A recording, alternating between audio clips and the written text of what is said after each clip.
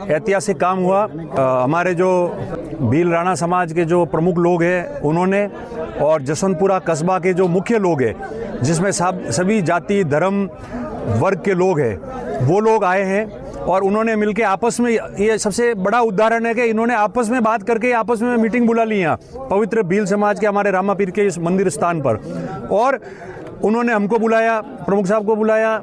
हम लोग भी सब आए। कई बार ऐसा होता है कि लोग अपने बारे में चिंतित रहते हैं, तो उस चिंतित रहने की वजह से ऐसी स्थितियां जो है वो उत्पन्न हो जाती है। पर सबका ध्येय हमारा यही था कि भाई जो हॉस्टल स्वीकृत हुआ है एकलव्य का, वो हॉस्टल भी बनना चाहिए, और जो जसवंतपुरा कस्बा है वो भी चाहते थे कि हमारे कॉलेज के लिए, गर्ल्स स्कूल के लिए नई स्कूल बनेगी और मैदान उसके लिए जो है हमारी भूमि कम नहीं पड़े, तो उसको लेकर असमंज था। तो कुछ गांव के जो लोग थे जिन्होंने न्यायालय में जाके उस पर स्टे लिया था, स्टे में सभी जाति के लोग थे, गांव की तरफ से सभी पार्टियों के लोग थे। ऐसा नहीं था कि एक ही पार्टी से, कांग्रेस के भी लोग थे, बीजेपी के भी लोग थे, क्योंकि वो गांव की तरफ से गए थे, तो सभी लोगों ने जाके वहाँ स्टे ले लिया था। तो आज जो है इस स्थिति को ख़त्म करने के लिए गाँव के बहुत बड़ी बात है कि दोनों पूरे कस्बे के लोग, जिसमें सभी जाति धर्म के लोग हैं और समाज के लोग, आदिवासी समाज के, हमारे भील राणा समाज के लोग, उन्होंने बैठक की, हमको बुलाया और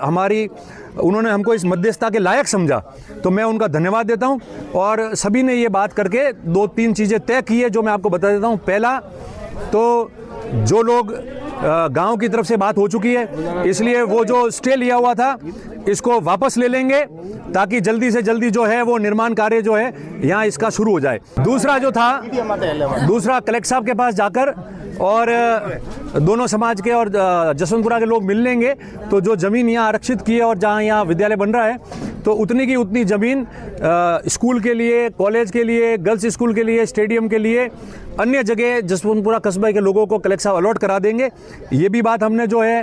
वो तय की है, दोनों बातें। तो ये दोनों बातें तय होने से सारा जो मामला है वो निपट गया, उसका पटाक्षेप हो गया। और जो दूसरी इनकी डिमांड थी, जो मैंने पहले विधानसभा में भी उठाई थी, उसके लिए हम सब मिलके, ये जितने समाज के लोग हैं, जसवंतपुरा के लोग हैं, प्रमुख साहब है, सकारात्मक रूप में, मैंने कहा था इको टूरिज्म के तहत हम लोग दे सकते हैं कानूनी रूप से। तो जो लोग यहाँ हमारे माताजी पे रोजगार कमाते हैं, उनके रोजगार के लिए वो बैठ सके, ऊंट घोड़े चला सके और उनका रोजगार प्राप्त हो सके, इसके लिए हम लोग जो है कलेक्टर साहब को और डीएफओ को कह के प्रस्ताव बना के उनको जल्दी शुरू करवा देंगे। और जो बहुत लंबे समय से जैसे रानीवाड़ा में लगी है, इस तरीके से जो राणा पुंजा जी की मूर्ति लगानी है, इन्होंने जो कहा है वो स्थान को चिन्हित कराकर उस मूर्ति को भी लगा देंगे, और उसमें जो भी